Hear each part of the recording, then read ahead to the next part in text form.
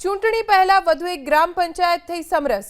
પાટણના સાંતલપુરની સાતપુરા જૂથ ગ્રામ પંચાયત સમરસ થઈ છે। વિકીબેન ભરવાડ સરપંચ તરીકે બિનહરીફ જાહેર થયા છે। પાટણ જિલ્લામાં પહેલી ગ્રામ પંચાયત સમરસ થઈ। ચૂંટણી પહેલા વધુ એક ગ્રામ પંચાયત સમરસ થઈ છે, બિનહરીફ થઈ છે। પાટણના સાંતલપુરની સાતપુરા જૂથ ગ્રામ પંચાયત બિનહરીફ થઈ છે। ગામ સમગ્ર સહમતીથી બિનહરીફ સમરસ ગામ પંચાયત કરેલી છે, જે મારા ઘરના ઉમેદવાર તરીકે ઉમેદવારી નોંધાઈ છે। બે ગામનો ખૂબ ખૂબ આભાર વ્યક્ત કરું છું। અને કેવા વિકાસના કામો કરશે?